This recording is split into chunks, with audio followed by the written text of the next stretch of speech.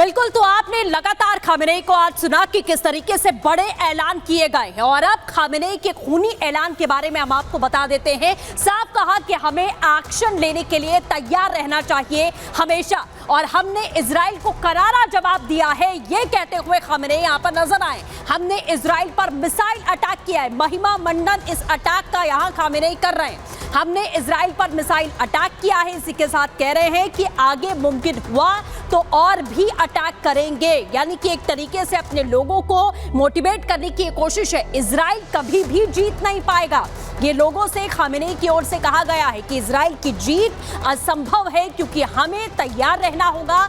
आगे जरूरत पड़ती है तो हम अटैक करेंगे। अमेरिका मुसलमानों पर ताकत दिखा रहा है, ये बात कहते हुए यहाँ पर खामेनेई नजर आए। और इस्लाम के लिए अरब के मुस्लिम एक हो, मुसलमानों की एकजुटता की बात खामेनेई करते हुए नजर आए। दुश्मन हमारी सैन्य ताकत तबाह करना चाहता है, ये दुश्मन की बात, यानी कि वो इजराइल की बात कर रहे हैं। दुश्मन का लक्ष्य मुसलमानों पर हमला करना है, यानी कि एक कौम को टारगेट करना है, ये खामेनेई यहाँ पर कह रहे हैं। और इसी बीच एक और बड़ी खबर आपको बता दें, ईरान के बैरूत पहुंच चुके हैं ईरान के विदेश मंत्री। जो खबर थी, अब आखिरकार वो तस्वीरें भी अभी हम आपको दिखाएंगे। बमबारी के बीच में बैरूत पहुंचे हुए हैं ईरानी विदेश मंत्री।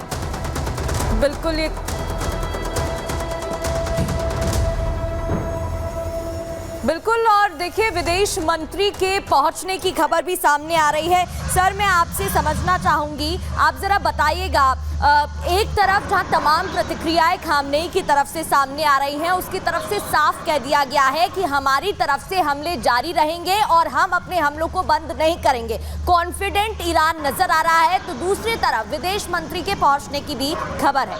सर,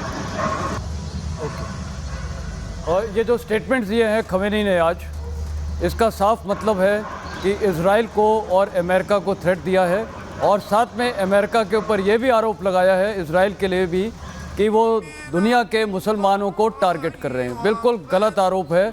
आज वही अमेरिका में हर धर्म के लोग हैं, बल्कि प्रेसिडेंट ट्रंप का तो ये कहना है ये इमिग्रेशन बंद करिए, इतने वहाँ पर मुसलमान हैं।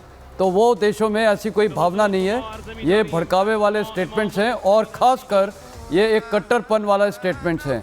जहाँ तक ये ईरानियन एम्बेसडर का सवाल है, ये विदेश मंत्री, उनका वो जाना लेबनान में, मेरे को लगता है इसमें कई मैसेजेस हो सकते हैं। कल आपने देखा, ये इन्हीं के विदेश मंत्री शायद कतार में थे, वहाँ पर उनसे मीटिंग की है, और इनडायरेक्ट मैसेज दिया है अमेरिका को कि उनके पास पूरा अधिकार है अनकन्वेंशनल इंफ्रास्ट्रक्चर को डैमेज करने के लिए।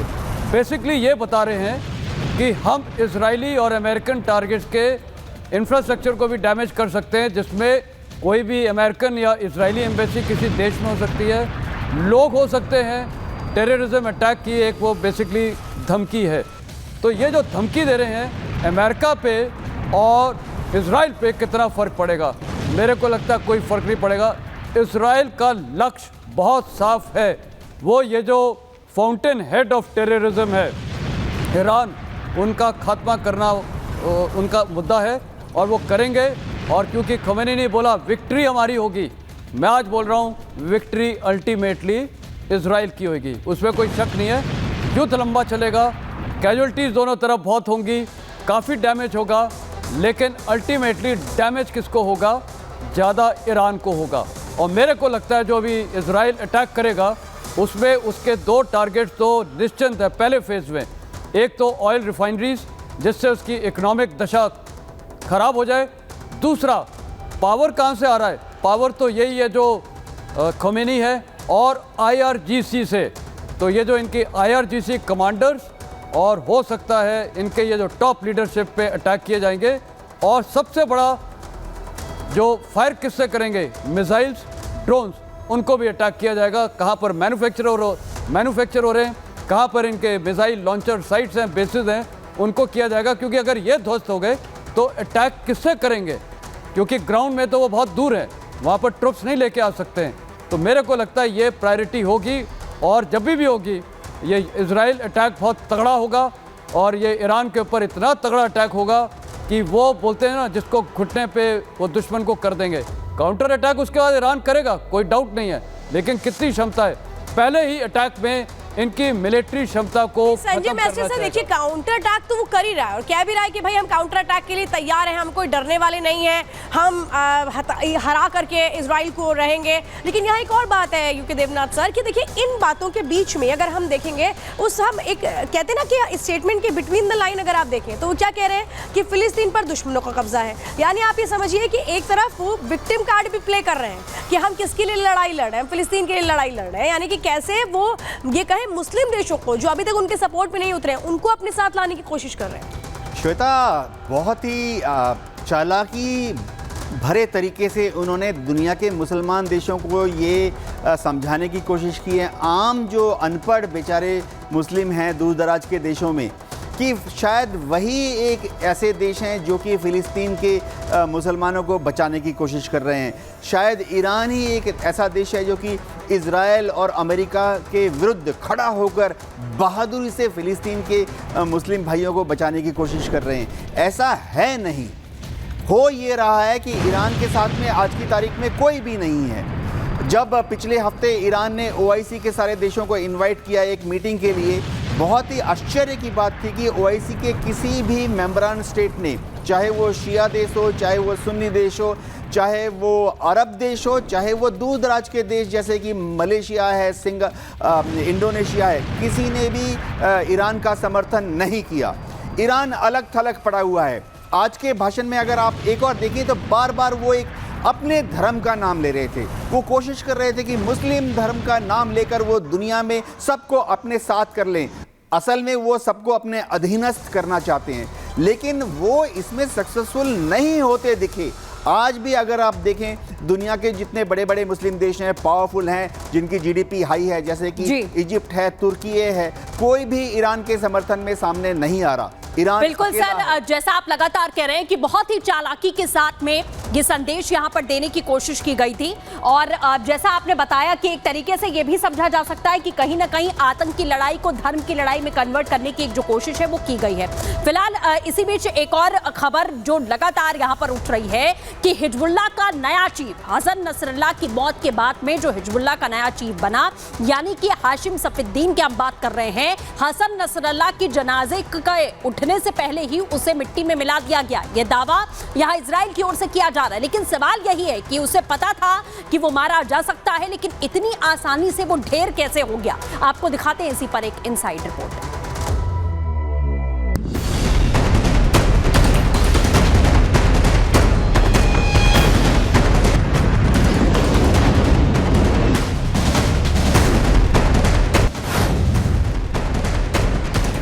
एक हफ्ता भी नहीं गुजरा और हिजबुल्लाह के तथाकथित नए चीफ हाशिम सफीद्दीन को मार गिराया गया।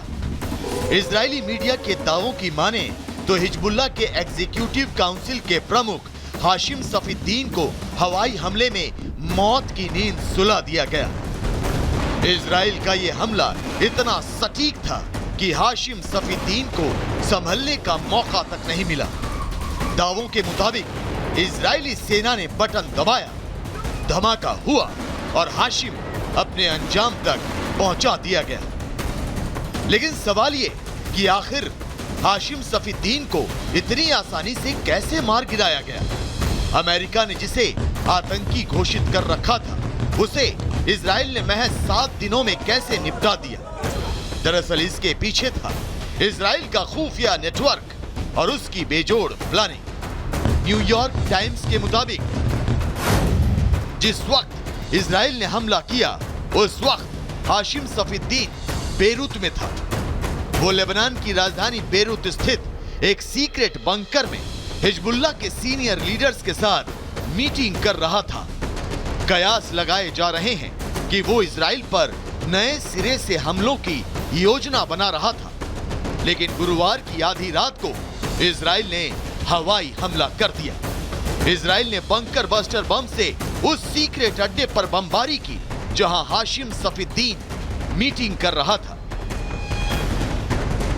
मीडिया रिपोर्ट्स के मुताबिक इजराइल की ओर से हाशिम सफीद्दीन को निशाना बनाकर रात के अंधेरे में किया गया यह हमला नसरल्लाह पर किए गए हमले से कहीं ज्यादा बड़ा था। तो वहीं इस हमले को इस तरह अंजाम दिया गया कि हिजबुल्लाह और ईरान को इसकी भनक तक नहीं लगी। इजरायली डिफेंस फोर्सेस के द्वारा हिजबुल्लाह की टॉप लीडरशिप को टारगेट करते हुए जो ऑपरेशंस कंडक्ट किए गए वो बेहद सफल रहे हैं और जाहिर है कि इजराइल ने ये जो ऑपरेशंस हैं ये एक सटीक इंटेलिजेंस इनपुट के आधार पर किए और इजराइल हिजबुल्लाह की टॉप लीडरशिप को लगातार ट्रैक कर रहा है और उसके बाद ही इजराइल के द्वारा ये जो कार्रवाइयाँ की जा रही हैं जिसमें कि उसे बड़ी सफलताएं मिली हैं। गौरतलब है कि हसन नसरल्लाह की मौत के बाद हिजबुल्लाह ने 29 सितंबर को अपने नए नेता के रूप में हाशिम सफीद्दीन के नाम का ऐलान किया था। सफीद्दीन नसरल्लाह का चचेरा भाई था और उसका खास भी माना जाता था, लेकिन इजराइल की खुफिया एजेंसी मोसाद और आईडीएफ यानी इजराइल डिफेंस फोर्सेस ने ऐसा चक्रव्यूह तैयार किया कि हिजबुल्लाह के नए चीफ हाशिम सफीद्दीन की भी सांसें थम गई। Bureau report, Republic Bharat.